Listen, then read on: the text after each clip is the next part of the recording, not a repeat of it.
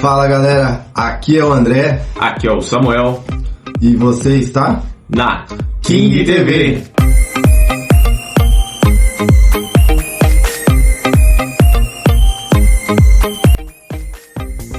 Bom galera, mais um vídeo no nosso canal. Hoje a gente vai falar sobre histórias que vocês já conhecem. Lorota, meu. Lorota, meu. Mais ou menos isso. Daquele jeito que vocês gostam. Então a gente vai estar tratando de mais um vídeo legal aí pra vocês. Sim, exatamente, né? A gente conversou com alguns juriscliçons aí, alguns artebaldos. A gente tem algumas histórias novas aí. Então a gente trouxe pro canal, né? E antes que a gente comece, a gente quer agradecer a todos vocês que estão curtindo os vídeos, assistindo, comentando. É muito importante para nós, né, André? Exatamente, isso engaja um pouco mais e nos motiva a estar fazendo mais vídeo. Faz isso daí mesmo, comenta, deixa seu like, deixa seu joinha aí. Compartilha. Isso, exatamente, compartilha com seu amigo aí. Olha esses dois bestas aí que estão fazendo esses vídeos aqui, ó. Besta não. E isso já ajuda a gente pra caramba, então faça isso. Vamos lá para as historinhas? Hoje, como você mesmo disse, André, nós vamos falar mais uma vez de histórias sobrenaturais, contos sobrenaturais. Daí vai virar um livro um dia, viu? Vai virar livro. Vai virar livro, vai ser bem vendido, hein? Vai, no mundo inteiro, hein? A história de hoje que nós vamos contar é uma história que um vizinho falou para mim. Ele comentou que passou com ele essa situação e esse vizinho, essa situação aconteceu quando ele estava no período da infância dele, ele era criança, né? E lá na região Nordeste, né? Pela primeira vez a gente migrou, a gente está lá no Nordeste agora. Não foi aqui, não foi aqui, não foi São Paulo. Não, São Paulo, meu, aqui, não foi aqui na Sibéria. Não, São Paulo, porque nos outros vídeos do lobisomem foi na região de São Paulo, né? Enfim, dessa vez foi lá na região do Nordeste, né? Em Alagoas. Conhece Alagoas, André? Não conheço não, mas quem sabe um dia, né? Também não conheço, mas tenho vontade de ir pra essas regiões. Só conheço o Salvador, mas é muito bom. Passear é sempre bom, né? Sim. E aí, esse rapaz, qual o nome que a gente vai dar pra ele aqui? Jurandir, vai. Jurandir, tá bom. Ó, desculpa aí, meu querido, você sabe, não é nada pessoal, viu? Daí ele queria um nome. O Jurandir, né, esse meu amigo, vizinho, ele relata que eles moravam numa região muito humilde e isolada do estado de Alagoas. E onde eles moravam era basicamente uma região árida, né? Uma região seca, como se fosse lá no Nordeste, tem bastante, né? Isso, uma região comum, né? Nesse aspecto, e uma região rural, né? Então praticamente não tinha luz, era uma região muito isolada. Eles tinham criações de animais, de bichos. E como a gente já falou aqui anteriormente, né, sobre esse assunto que eu vou falar agora, o pessoal sempre comentava nessas coisas de folclore, né, André? Tem bastante, né? É que hoje em dia não é tão comum aqui na cidade, né? Já tipo assim, isso já saiu um pouco do contexto igual era antigamente, né? O pessoal falava muito de folclore, essas coisas assim. Então mudou muito, né? Eu acho que também, André, com uma sabedoria, nem a sabedoria, o conhecimento, né? Chegando a tecnologia e abre a mente das pessoas, você acaba meio que tirando esses estigmas, essas coisas da cultura. Você vai se perdendo ao longo do tempo, acho que é normal. Isso se perde mesmo por conta de, igual você falou, tecnologia, as pessoas não acreditam muito nas coisas que aconteceram com os antepassados, perde o contato também. Então, tipo assim, vai deixando um pouco de lado essa parte de folclore que é tão comum aqui no Brasil, né? Principalmente na área rural. E aí, O Jurandir? Jurandir. O Jurandir. Exatamente. O Jurandir, ele, numa determinada noite, estava com a família, ele tinha alguns irmãos. O pai dele estava em viagem, trabalhando, não estava na casa, e só estava ele, os irmãos e a mãe. Então, num determinado momento da madrugada, da noite, eu questionei ele se era noite de lua cheia, tá? Vocês já estão entendendo onde vai acabar isso daí. Ele falou que não lembra. Tá? Então, eles começaram a escutar barulhos dos animais que eles tinham como criação lá no terreno. De meio que parecia de desespero. Choro. Eles tinham porco, eles tinham galinhas, frango, eles tinham carneiro, alguma coisa assim? Não, eu não lembro dele ter falado carneiro. Não falou. Mas ele falou disso, de porco, galinha, e ele falou que tinha alguns cachorros. Acho que 3 cachorros que eles tinham lá, que eles deixavam meio que também de guarda, né? Então eles nessas regiões é bem comum o roubo desses bichos, né? Sim, até por também predador, né? Tem muitos predadores que vão lá à noite para querer matar os bichos. E o que aconteceu? Eles escutaram um barulho muito, muito grande, uma bagunça lá naquele lugar onde ficavam os animais. Tipo no curral. Isso, né? Exatamente, essa é a palavra, fugiu da mente, curral. E eles escutaram muito barulho de porco, né? Os porcos berrando, fazendo aquele escarcel, né? E os cachorros começaram a latir. E também choraram, parecia que estavam brigando, apanhando. E eles ficaram, diz ele, que na casa deles, a porta ficava de frente pro curral, né? Assim. E era uma porta simples, daquelas bipartidas, sabe? A parte de baixo e em cima. Isso. E tinha uma frestinha no meio, que dava para enxergar lá do lado de fora. E disse que ele e a mãe, assim, os irmãos, eles ficavam vigiando meio que na espreita para ver se via alguma coisa. Tentando observar alguma coisa. Pra ver o que era, para ver se era algum ladrão, né? De repente alguém estava entrando na propriedade. E eles não viram nada. Não viram nada, ficaram com muito medo. O pai, o provedor, né? Que era o segurança, não estava lá. O que eles fizeram? Eles, após aquela bagunça, aquele barulho abaixar e parar, né, um pouco, eles foram dormir. Mas assim, né, com acho que um pedaço de pau na mão, por segurança. Com medo, né? Porque numa situação dessa, numa bagunça dessa, com os animais lá, vai pensar tudo, né? Total. Eu faria isso também. É algum animal, uma onça, vamos dizer assim. Exato. Um animal mais feroz, assim, igual nesse caso. E aí, eles... O que eles fizeram? Eles esperaram no amanhecer. Não tiveram coragem de assim, normal, né?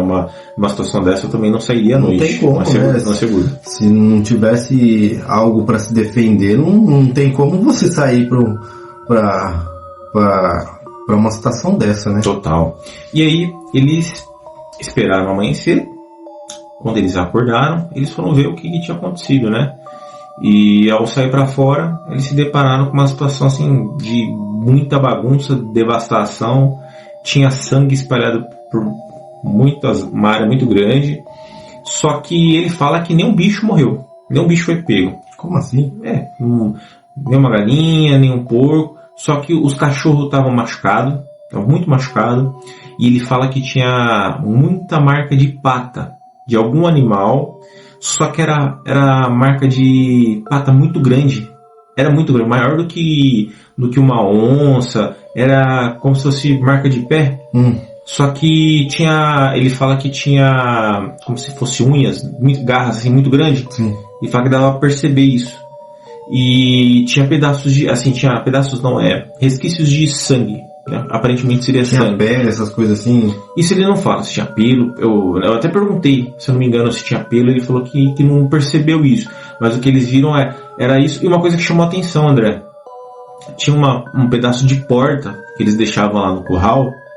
Ele disse que essa porta foi lançada a coisa de aproximadamente uns 10 metros de distância. Do curral, ela voou até o outro lado, perto da casa deles. Diz que o que foi que entrou ali naquela noite tinha tanta força que jogou uma porta pesada de madeira longe, mais de 10 metros. Então fez bem eles não ter saído pra ir lá. E aí vai saber o que era. Sim, e ficou aquela coisa, né? O pessoal falando que podia ser um lobisomem. Então até hoje eles ficam nessa coisa, porque tinha essa história de ter um lobisomem ali naquela região, sempre falava disso, né? E nessa época também, vamos dizer aí, que isso seria 40 anos atrás? Não. Menos que isso? Não, bem menos. Isso daí foi na década de 90. De 90. Tinha bastante dessa parte de... dependendo da região ainda se falava. Até hoje. Até hoje né? Se fala nisso. Até hoje se fala principalmente em lugares de mata, essas coisas assim, interior, cidades pequenas, né? Ainda existe esse, digamos assim, folclore ainda, vamos dizer assim. Sim, com certeza. Então, André, até hoje, né, a gente tem esses relatos. E, enfim, aí fica, né, a gente fica nesse mistério do que pode ter sido, porque também tem gente que fala de chupacabra, né? Exato. Chupacabra que foi algo que ocorreu aqui na década de 90, na nossa região aqui do Brasil. Surgiu primeiramente, para quem não sabe, na região da América Central, na Costa Rica, depois foi migrando para o México, teve uma onda de eventos muito grande, foi descendo El Salvador, Panamá, até chegar aqui na América do Sul, que depois destrinchou Colômbia, Brasil, Argentina. E era muito falado na época dos anos 90 mesmo, eu lembro quando falavam, a gente até ficava com medo, né, de ver aquelas reportagens, não sei o que, chupacabra, não sei o que. Tinha um menino, que eu não vou falar quem que é, mas ele morava lá na Sibéria também, aqui perto. E ele, toda vez que passava assim perto da janela da casa dele de noite, André, ele tinha uns 6 anos de idade, ele fazia assim, ó, vamos ver. Eu imagino quem seja esse bunda mole aí. Quem é? Enfim, gente. Agora, essa foi a história, né? A primeira história desse meu vizinho que ele conta lá do interior. A segunda história que nós vamos contar referente também a essa pessoa, Jurandir, que ele passou os relatos.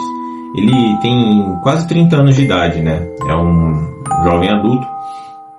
Se passa também no mesmo local, no rancho onde eles moravam lá, no interior de Alagoas. E só que essa história aconteceu anteriormente a essa que a gente acabou de relatar do animal que apareceu no curral, né? Aconteceu da seguinte maneira: ele tinha seus aproximados 4, 5 anos, ele era muito pequeno, e numa final de tarde, quase anoitecendo, ele e a família dele, se eu não me engano, havia outras pessoas além da mãe e dos irmãos.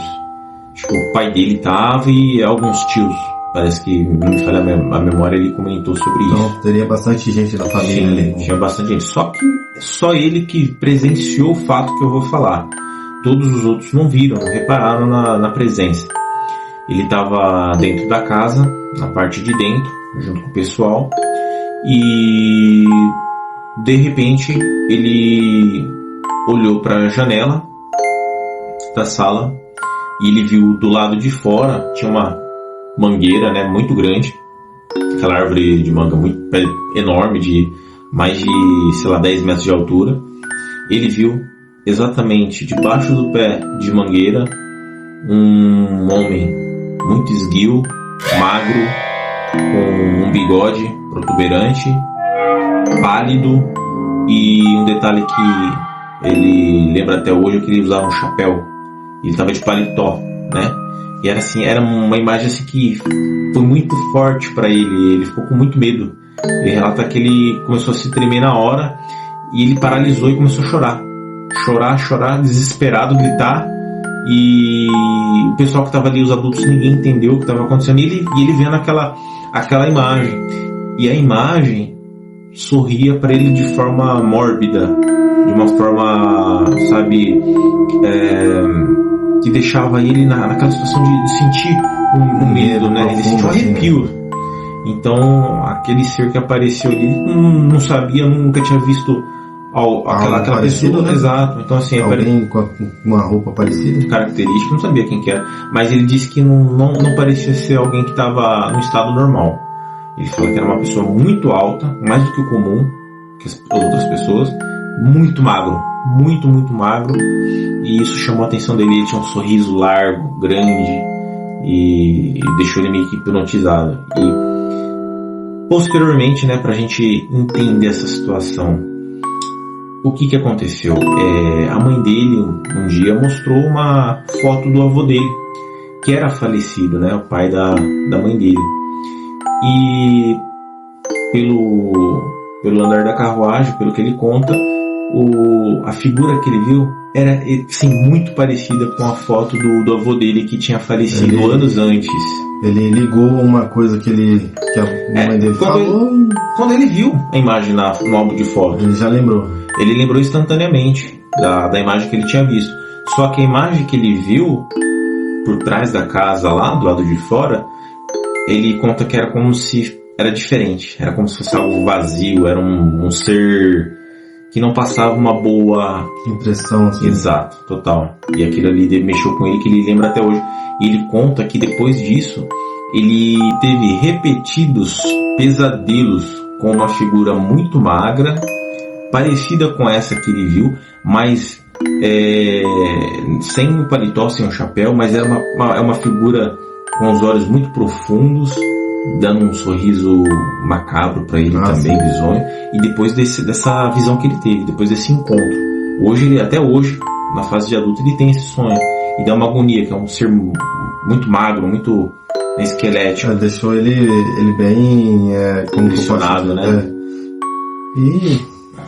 Mas acho que ele não tinha esse, como que eu posso dizer, a imagem do vô dele ficou na mente dele e acabou fazendo com que ele tivesse medo, né? Não sei.